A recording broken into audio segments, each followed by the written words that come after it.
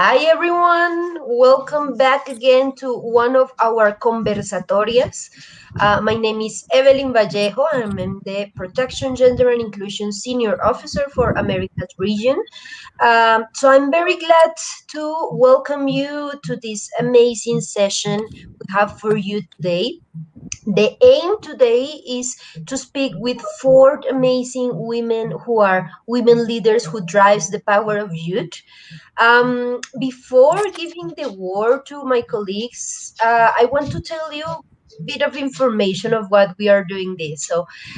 We commemorate March 8th, remember, and we did two previous sessions about operational leaders during COVID-19. We also did a session related to women leaders who defy the traditional roles.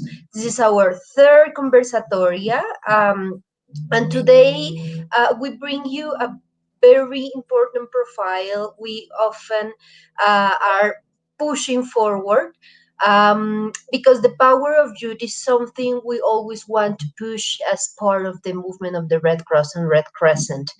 Did you know that about half of the volunteers of our movement are young people? So that is why we're bringing this conversation, because a special focus on how to drive the power of youth is a crucial investment. It's not only an investment for today, but also it's an investment for the future. For the movement, the safety and protection of youth programming and the young people who's in vulnerable circumstances must be addressed. And we have these four incredible women who always focus their efforts to promote youth leadership, youth drive programming. We recognize the power of youth is based on their amazing contributions. We have to acknowledge their skills as innovators. They are also intercultural ambassadors. They also provide peer-to-peer support for communities. So to enable and empower this youth energy is something we have seen as a key element of our humanitarian mandate. These four women are completely focused on this. Today, Beijing Rogers from Bahamas Red Cross is joining us. She's saying hi. She's the National Youth Officer, and you have seen Beijing being very energetic and calling for attention to youth in Bahamas. We also have Marley Godin from Belize Red Cross. She's a volunteer manager, but also she's the COVID-19 relief manager. So imagine we have someone who drives the power of youth, but someone also who has an operational leadership. And we also have Beverly Harris, who's the National Youth Chairman and Youth Section Council Chair of the Jamaica Red Cross. You may know Jamaica Red Cross has a very strong focus on youth programming. So to know a little bit about this amazing experience will be our target today. And finally, and last but not least, I would like to introduce you to our main facilitator for our Conversatoria. Today, Milena Chacon from Costa Rican Red Cross is joining us. Milena is America's representative for the Global Youth Commission. So it's amazing to have both this localized and regional, but also this global representation. And I'm sure that you will enjoy this Conversatoria. Now, it's my time to leave the floor. And Milena, the floor is yours.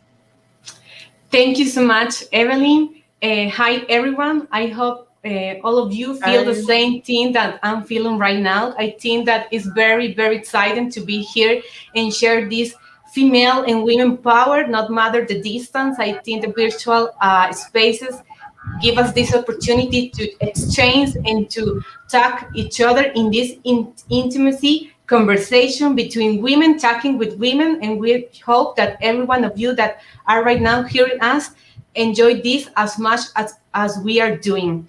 As Evelyn said, I'm Milena and I'm a Youth Commission member. And right now I have the honor to facilitate this space. So let's get it started, and I hope everyone enjoys them. So I think that one of the things that everyone wants to hear right now from each one of you, and since your valuable experience is, what do you think is one of the biggest challenge that you have faced as a young women leader in your national position? Maybe I could start with Beijing. Can you, okay. I knew you were going to start with me first. Thank you so much, Milena. Thank you, Evelyn. Thank you, everybody who has put this together. Like you said, it's so amazing that technology gives us this opportunity for someone from Jamaica and Belize to get together and share the expertise that we have with other people from all around the world. So thank you so much. So, this question was a very interesting question, just because here I go. I personally have not had any challenges as a woman in the youth programs. I have been I've been faced with the empowerment development of young people since I was 12, because it is something that God told me to do. And so since 12 to today, I'm still considered a young person. I just had this passion to see young people be the contributors of tomorrow, to develop them and empower them through, programs, projects, to let them know even the simple message, to let them know that they're so special and you are needed. Like, we need you at the table. But in terms of, the challenges for all of those years, I guess it would be 12 from 26, I guess 13 years. I hate math. But I have had none. And I probably will. I probably will get it now that I'm working within like a huge organization as the Red Cross. I may, see that come about, but at this time I have not. And I haven't even, and I don't know if it's because of my age or whatnot, but I haven't even felt the disadvantages of being a woman in the workplace as well. It's more of, I just have a job to do, so like, let's get it done. And if there were a disadvantage, it would probably be my age, like just being so young, and the other people in the room saying, "What do you know? You don't know anything." And I'm just like, well, I do have 2 cents, so But yeah, so that is my 2 cents. But thank you. Yeah. Before to continue, Beijing, could you tell us what is your secret to not have any challenge to do that? I mean, I think everyone wants to hear that. I think it was what I was saying before. And again, I'm not entirely sure if this is the age thing. Miss Beverly and Miss Goodib can, speak on this. But I feel like it can be a mentality of, okay, so now I'm in this workplace. I'm a woman here. Oh gosh, maybe maybe people think I'm inferior because of it. So I don't know. I just like walk into spaces. I walk into rooms with the only thing in my head as, let's get this job done. Like, that's it. Like, nothing else. Not my gender, not my color, not my nationality, nothing. Just, okay, guys, how are we going to do this together? So I think for me personally, it's just not in my headspace. It's not a mental, it's not mental. It doesn't even come to mind. So yeah, I hope that helps. I hope that helps anyone who's listening. Yeah. Okay, great. Thank you, Beijing. You're So welcome. maybe we could continue with Beverly. Could you tell us, since your experience, which could be one action to promote bigger participation of young women leaders in operational and programs? Okay, thank you, Melina. And I just want to add to what Beijing just had indicated, that in terms of operating in the space, I do also have no challenges as a woman operating as the head of the Red Cross youth section in Jamaica. I want to let you know that for both my work life and my membership in Red Cross, mine is actually volunteering as a chairman. So my work life take up like quite a bit. So in matter of promoting more young women, we really would want to see more, but I want to just give you a bit of statistics in what how we operate in Jamaica. We now have 4,500 youth members in Red Cross, youth membership. And that comprises 3,000 females, 3,000 females, 1,000 males. And cadet members would make up like the 500 persons. And what we find out with the link patrons or leaders that we have supervising our youth members, it's 85%, 90% females, and the balance is male. So in terms of promoting, we want to have a Red Cross link in every single school. We don't have that yet. We would want to have every single school have a Red Cross link. So that is what I would love to get done. And in order to promote that, one of the things that we do, and we do this annually, is to have a National Red Cross Youth Rally, where we have students from schools right across Jamaica competing in different competitions. Once that is galvanized, more students will get on stream. More schools will also become a part, because the students are awarded, and the school is also schools are also recognized for their work and their worth. But I want to put a little spin on it in a different tone, is that we would love to have more males being a part of the Red Cross, and particularly for Red Cross youth membership. Whilst we have majority being female, we love to have more youth. So in terms of promoting Red Cross, it's here in Jamaica. We have quite a bit in terms of numbers, but we're still going to ensure that we have 100% in terms of youth membership in all schools. We have not reached there as yet, but we will. And that's my promotion in terms of getting things going. I'd love to say for this coming Friday, we have, and this is just sensitizing more Jamaicans to be Red Cross members, serving one another, as our motto says. We're having a virtual youth conference. This is our very first time we're having a youth conference of this nature, and we're looking forward to see all our youth members, our officers and staff members of Red Cross, and I hope I will also see you just joining with us as we promote Red Cross and ensuring that we have more women leaders and generally more persons just being a part of the Red Cross family. Yes. I just wanted to piggyback off what Miss Harris said. First of all, that is amazing. 4,500 youth. Wow. I don't even know if we have that many youth in the Bahamas. I'm just kidding. We're just a smaller nation, but that is an amazing, amazing feat. Wow. So that is my goal. I also would like to say that I'm the new youth officer. So I just started, I became the new youth officer 2 weeks ago. So this is extremely new for me, and I'm so excited. We already have stuff going already, so that's really thrilling. But I just wanted to piggyback off of what you said about the women. Same thing here in the Bahamas. It has become a more matriarchal society where a lot of the women have leadership roles in the NGO space, especially here in the Bahamas Red Cross as well.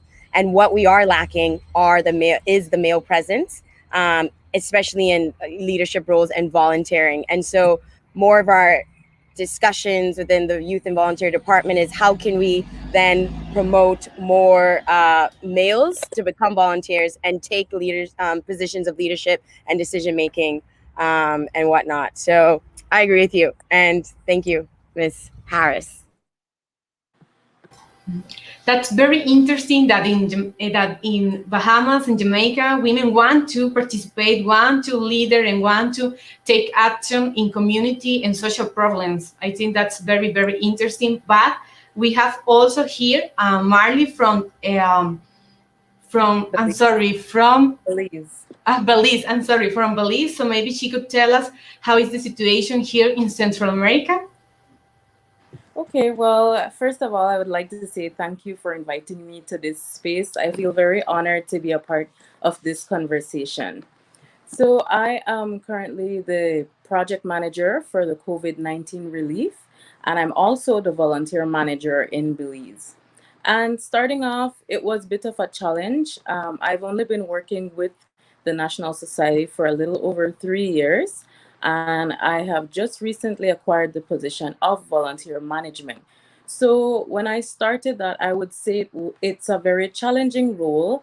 I felt way in over my head. Certain persons would tell me or ask me if I am ready for such a challenge. And so I started to feel a bit defeated, especially because I always try to do the best, both in my professional and personal life. But nothing beats a challenge. So I find that working with youths and keeping them engaged, it's all about breaking that communication barrier. And also, it's not only about your being a good leader, but also allowing them to take leadership roles, keeping them engaged, and allowing them to feel empowered and motivated along with their peers. And one takeaway I would say that I have learned from this experience is always to listen, listen, listen.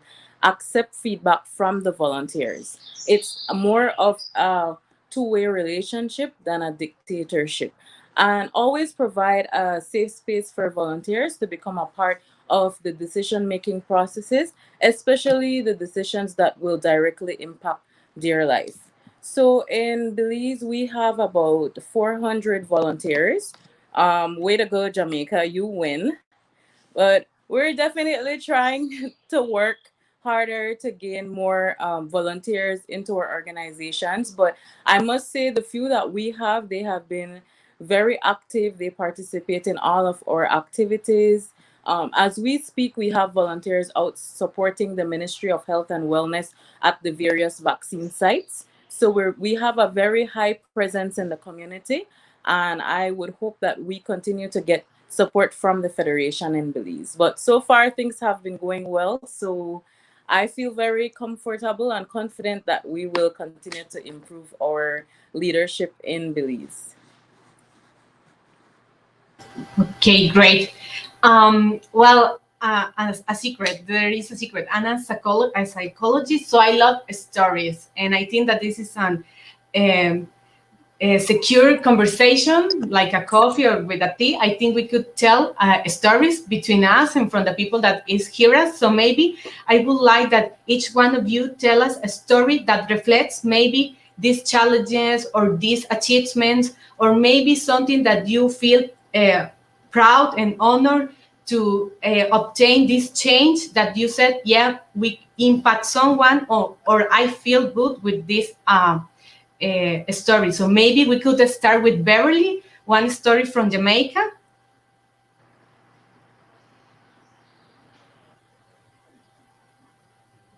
You want to hear my story? Sure. When I heard Miss Goodim Good in. and Beijing, I said, wow, because yes, Jamaica is larger in terms of our population size, so naturally the number is going to be larger, right? But I feel so old in terms of me being in Red Cross, because actually I've been in Red Cross from high school. So I've been in here for quite a Wow. bit of number of years, over 30 years in Red Cross, and just Wow. constantly just volunteering. So my story, just continue to love, just continue to give of self, because that's what I do and that's what I encourage my students to do in the Red Cross, and also as a principal of my school. I'm the principal at Bridgeport High School. Um, One of the best ways to just move through in life is to give, to volunteer. And we find many of our students, and so I think that's one of the things that students love to do in the Red Cross, in the links that we have. And my youth officer, Mr. Adrian, really could give you a vast pictorial review. We're going to be having one of the pictorial review in our youth conference coming up on Friday, showing the work and worth of our Red Cross members during COVID-19. Actually, it's a cadet and the link patrons, the more older persons, do that. The work of the Red Cross, the students are always so willing to give of themselves. And we encourage as leaders to give, not to expect. Because once we are volunteering, it simply means that once you give, you're not to expect something in return, but it naturally comes back. And we would always say that to our students, once you give and give from the heart, God will always bless us, right? It will naturally come back to benefit you in the long run. So for most if not all of our Red Cross members, as adult members, as youth leaders and so on, they have been Red Cross members from youth. So we try to encourage youth membership or the growth of youth membership now and continuously. And we have a slogan that we always use: once a Red Cross member, always a Red Cross member. In addition, I just want to say that during this COVID-19, what problems or issues that we have faced is that our children are a little fearful, and quite rightly, because a few of our schools are open for face-to-face instruction, and we are finding that students are not coming out. So to our Red Cross members, we don't have club meetings, physical face-to-face club meetings now. We have meetings online, and all of this is a new paradigm shift for us as Jamaicans, as children in the learning space. So we are learning together, and it is really exciting because on the virtual platform, there's so much to garner together. And we are utilizing it to see how best we can offer exchanges in terms of teaching and learning as a school, and also with our Red Cross members. And we are using the platform to ensure that we reach all Red Cross members and to see if we can garner the support of other Red Cross members as well, or other persons to become Red Cross members. So that's Melanie. You want me to continue? I could say a whole lot more. Thank you, Beverly. Maybe Okay. we could hear right now Marley. Okay, well, it wouldn't necessarily be a story, but I am so amazed at the dedication of our volunteers. I would refer to my volunteers as soldiers. They are always ready to move, ready to go. You know, sometimes we have a schedule for our volunteers, but in terms of emergencies or change of plans, the volunteers are always dedicated, always ready to go. It's never an issue. Our volunteers, a lot of them are students, some of them are from the workforce. And for example, today we have volunteers who would literally apply for time off from work to come and volunteer with us and not expect anything in return. So the dedication is definitely what keeps me driven, what keeps me motivated, what keeps me going in this position, because they always give and never expect anything in return.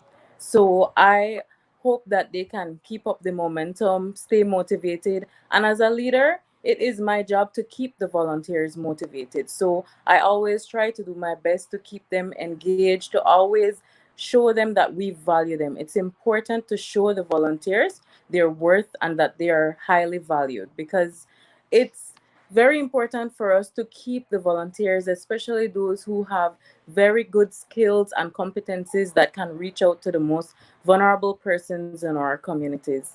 A lot of times I would hear from other national societies that they would have issues with volunteer retention, and all across the world that is an issue. It is also an issue here, but we have been working very hard to keep the volunteers retained within the national society. If you don't mind, Melina, I'd love to agree 100% with Marley. It's the same thing for us here in Jamaica in terms of persons just happy just to serve. Yes? And It's one of the things that we love about our Jamaica Red Cross. Volunteers, members, youth membership, they are so happy and so ready to serve. And as you said, in terms of retention, persons ask what next. And I think this Yeah. COVID-19 has given this opportunity for them to serve even at a higher level, a more consistent level in terms of just moving out into the spaces and assisting persons as best as possible. So I agree with you 100%. The volunteers are the existence of the Red Cross here in our societies. Because without them moving through and letting our presence and our impact felt, wouldn't have been done if we did not have our volunteers. So yes, I agree with you 100%. Great. So maybe Beijing could tell us one or two stories that you share with us.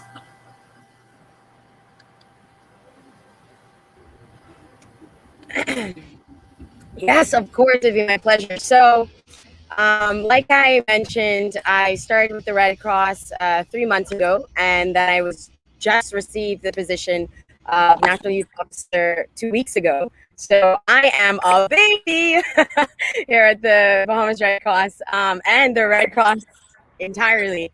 And I can tell you it has been an amazing, amazing journey. I do not have obviously much to say in terms of youth work with the Red Cross, but I guess but I would like to share a story of my youth work and how it began in the beginning. But before I go there, I'll just talk about what we're doing right now here in the Bahamas Red Cross Youth Program.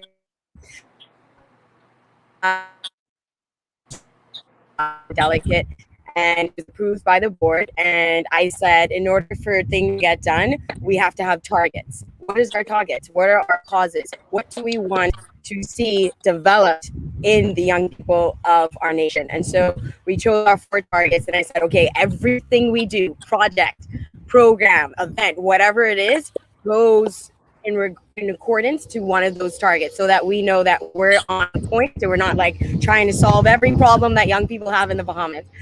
So that was one that got approved, and we were like, yay! So then we started to get planning and trying to figure out, okay, what is their needs. So I'm a firm believer in you don't assume, you have to ask what needs are, and then from there you then can start planning. But it's so important to ask those that you're trying to help, which are the young people of the Bahamas, how can we help you, and so with that understanding, one of my goals is to do a national youth survey for teachers and for the youth and for students in the schools, as many schools in the Bahamas, just so we can get all that data and figure out, okay, now we have some type of plan or direction as to what these young people need most. So that's where I just believe in that, because I feel like we could just come in and be like, oh, I see this, I see this, I see that, and they're like, wait, hold on, that's not what I need. So and the reason for that is building. Sorry for the noise. I'll wait.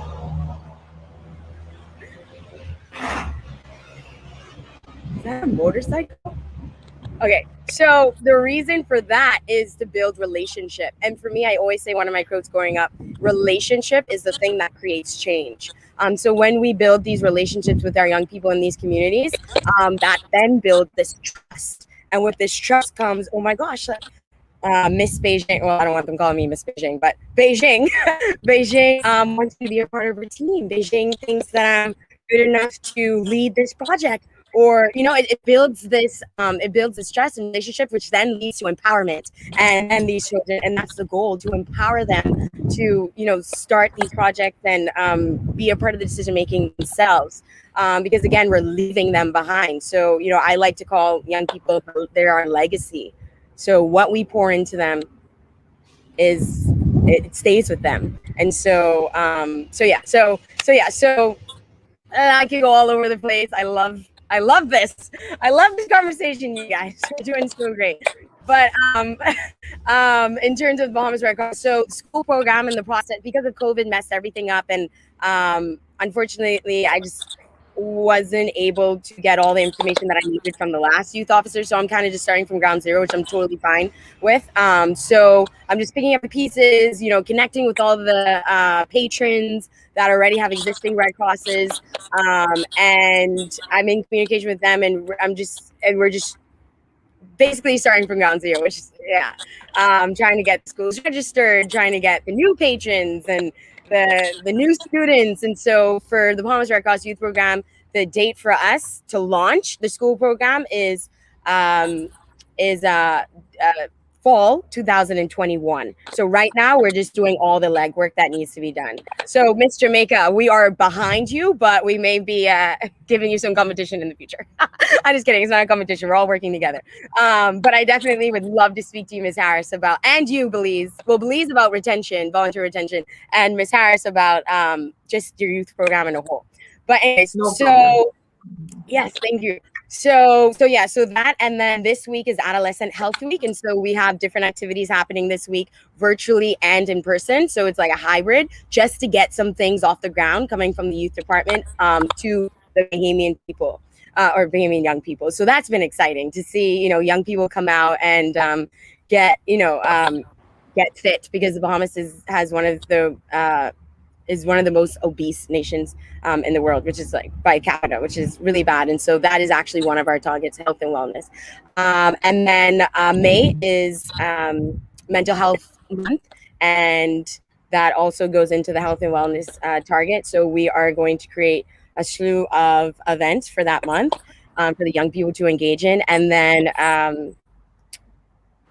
And then we have disaster management month also coming up, which is in April, like mid-April to mid-May. And we definitely want to have a youth component in there as well. So we have a lot to do. It's super exciting. I've been learning a lot. Like every minute I'm learning something new, and I'm meeting some international person from the Red Cross like you guys, and I love it. So that's with the Red Cross. 2 weeks in, just 2 weeks in.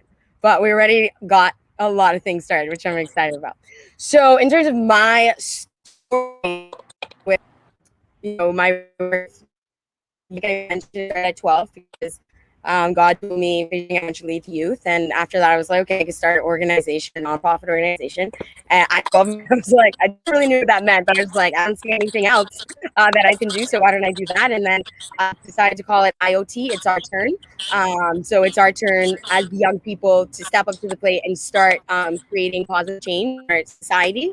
Because I believe, like, wow, like, why do we have to wait? We have the youth, we have the energy, we have the ideas, we have the imagination. Why not now? So that was the foundation of it. And so that carried on until I was 24, so 2 years ago. That was a journey. Wow, I am who I am because of running that nonprofit organization. The challenges,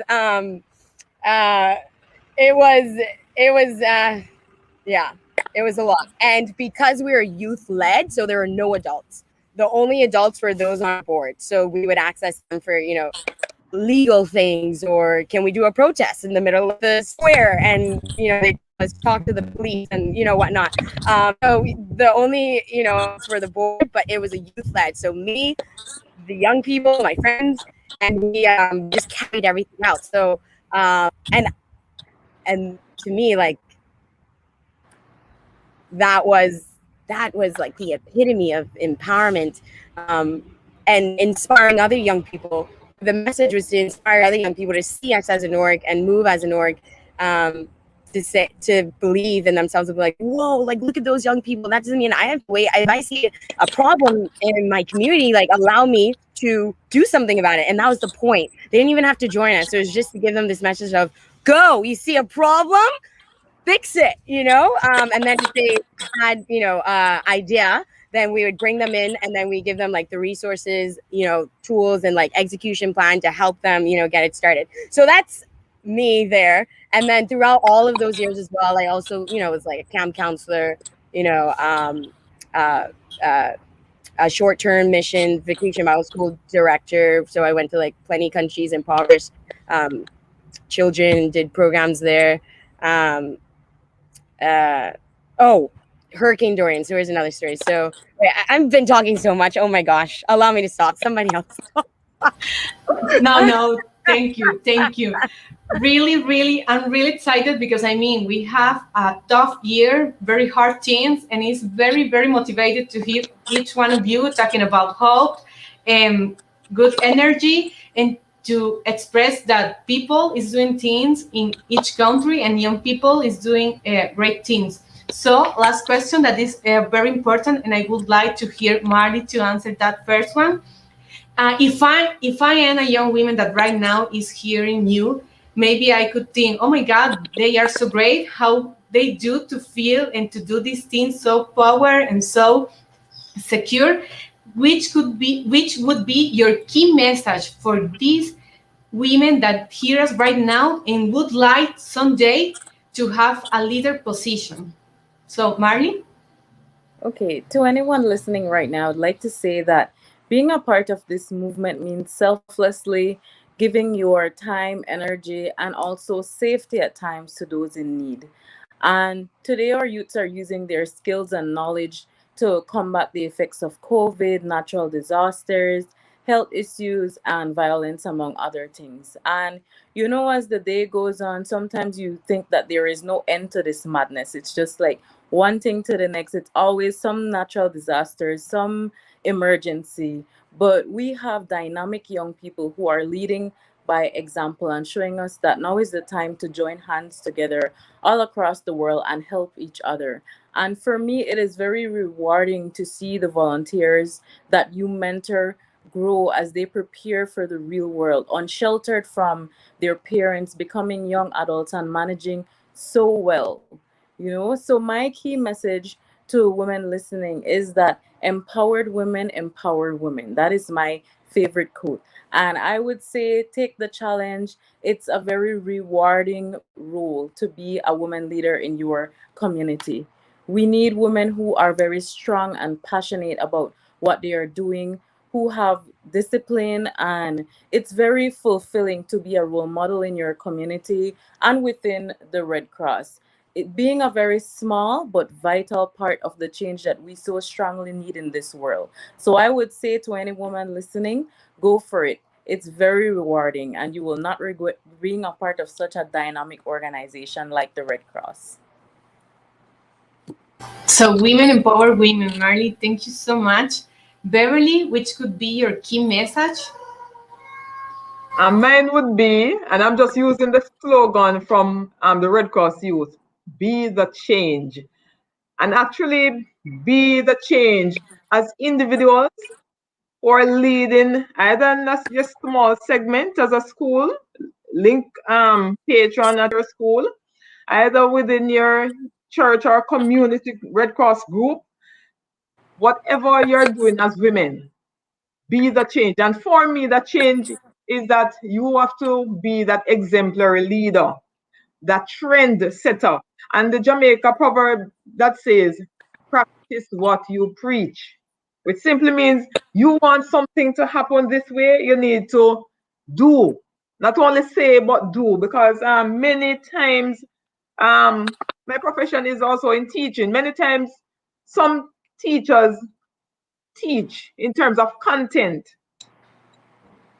but do you practice that which you go about? So I want to be the change, to lead by example, to practice what you preach, that kind of person that facilitate and encourage democracy in leadership. So women, please, and I'm personally encouraging women to be leaders, not only at community level, but opportunity will arise. And I would have said in terms of the statistics with females in the Red Cross, there are so many in terms of us as female. Don't be shy, but take up the challenge and be that change. Involve people in everything that you do and garner their ideas. Encourage them and support them in their endeavors. Because you see, the children that we lead, they're watching what we do, how we do things, and they would want to be like you. So be that change. And most importantly, as individuals, as leaders, as young leaders moving up, to always acknowledge persons that you work with, their contribution and their worth. You can do so physically, tell them, encourage them over and over, because persons can become dissatisfied over long enough time, just giving of themselves. Oh, there's nothing happening, or they don't appreciate what I do. So always acknowledge persons' worth and their contribution that they have made. Encourage. It goes that a long way. And I just want to acknowledge, publicly acknowledge the awesome support I get as a leader, running the youth section, running the youth program in Jamaica. That personally for my team, there's an awesome team that we have, a support team that I have. Just talk about, we have a School of Transformation, Red Cross School of Transformation, 2 of them, one in St. Catherine and one in Clarendon. We have an awesome team that runs the school, and it's challenged the students that we have there, students who are like dropouts from other schools. And our aim and intention is to work with these children and to ensure that they are reintegrated in the public schools after a while.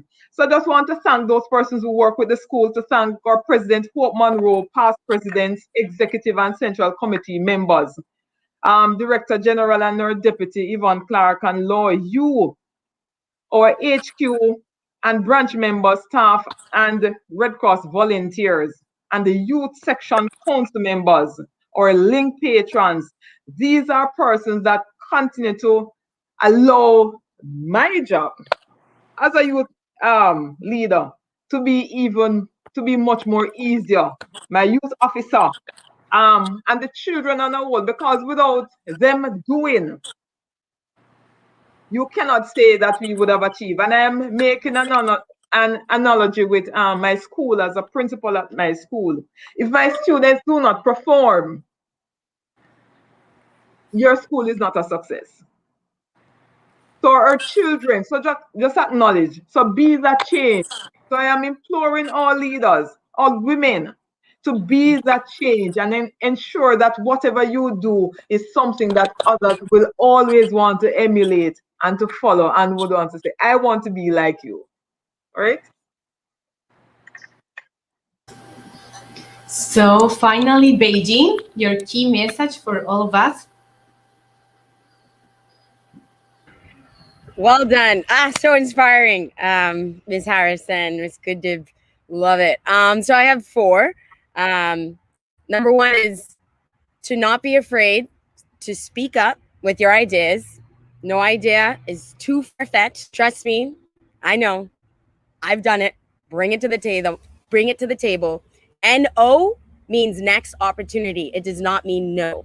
So bring it to the table. You have no idea who's in that room with you. You have no idea. You don't know their connections, the resource. You have no idea. So believe in yourself enough to speak up. Yeah. 2 is to when you have a problem, because we all have problems when we're working, right? And the work that we do, we face a lot of them. So to be bold in asking questions.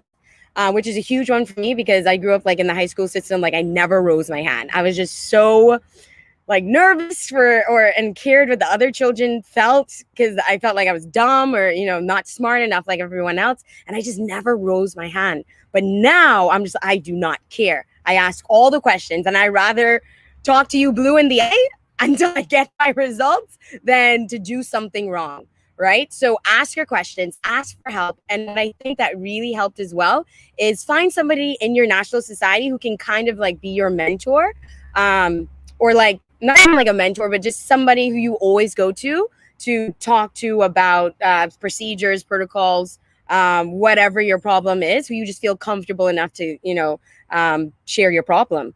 Okay. And then number 3 is, and I already mentioned this when I was speaking prior, is when we create these programs and events and projects for these young people in our nations, let's build that relationship with them. Let's build that trust. Let's ask them, how can we help? How can we? Because again, we're serving them. It's not about us. So it's about them. We are serving them. So we have to ask them, how can we serve you? You know?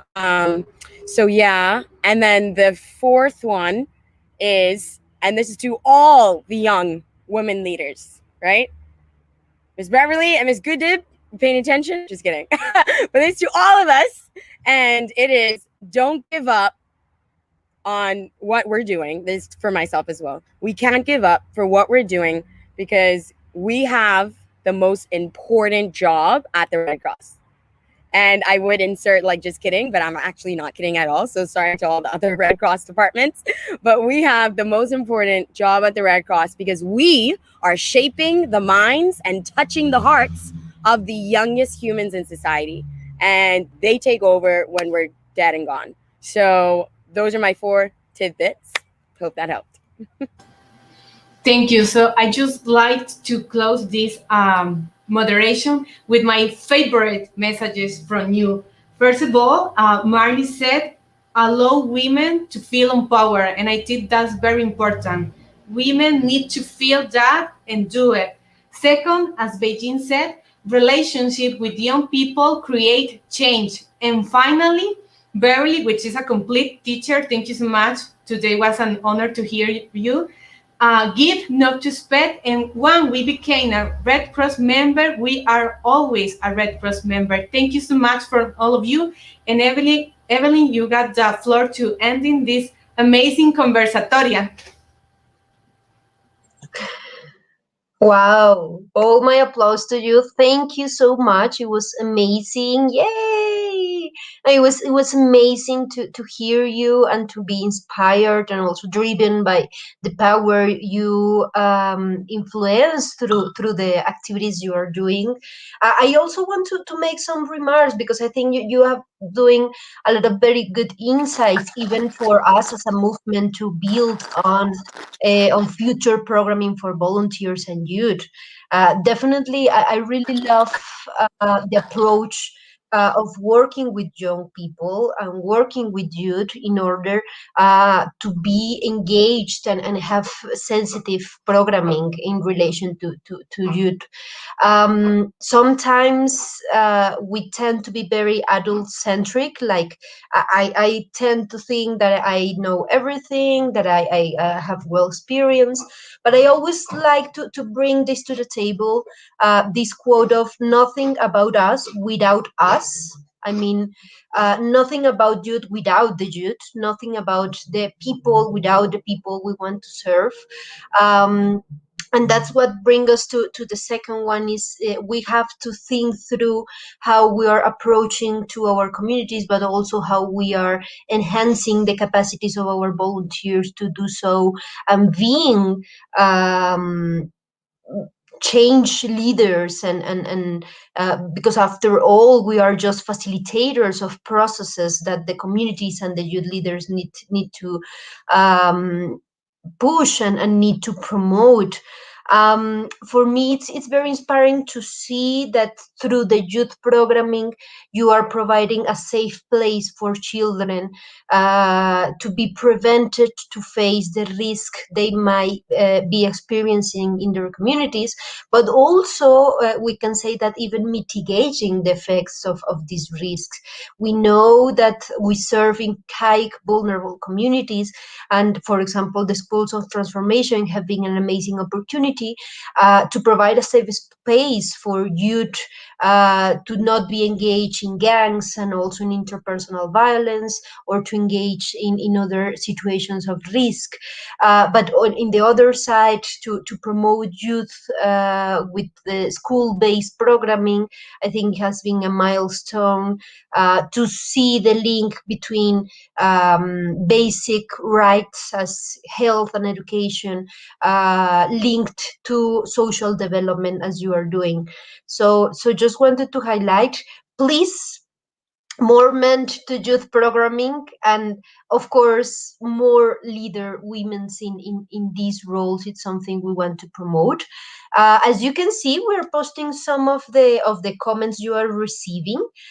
We have a lot of comments. That's great. So Claudette Thomas is watching us. Trevesa da Silva, Trevesa, thank you, because of you, all of these four amazing women are here. So Trevesa is saying to you, you're amazing and keep up the great work. Ariel Castans is saying hello from Port Spain. Sandra Romero is saying hi. Also Susana Arroyo. Nisha Lackman is saying awesome job, ladies. Completely agree. We love hearing your experience. Good vibes throughout all the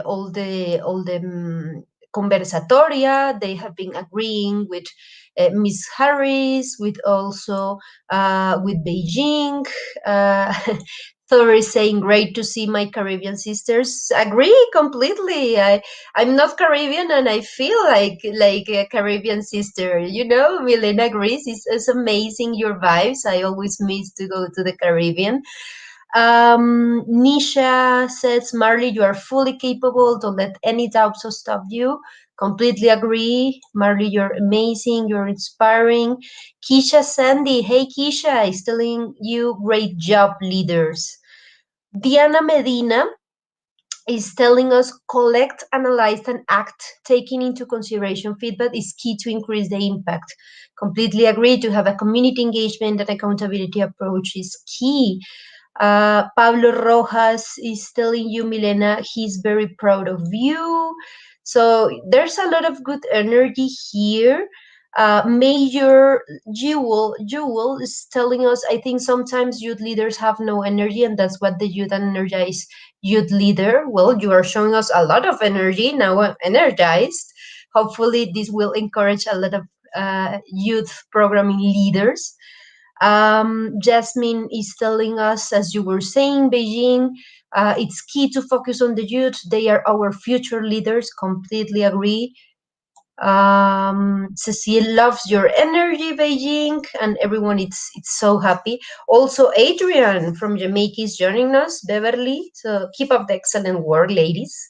I really want to appreciate all the energy, all your time, but also all the work you've been doing. It's very inspiring. And please trust IFRC and this PGI section. It's completely focused on pushing your women youth leaders. Definitely it's been a great opportunity, so please stay in touch. Definitely it will be key to coordinate more advances with our volunteering area.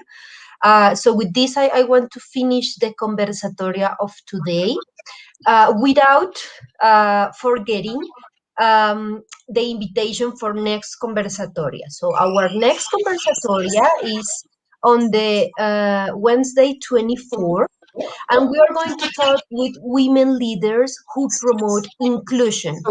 So it will be very interesting. You can connect through our media. Please do share this video if you want to engage more women youth leaders. If you want to engage your national societies into this conversation. Also, I want to thank the communications area of the IFRC and our fourth amazing women leaders. And we see you in exactly 8 days for our next conversatoria. Thank you so much.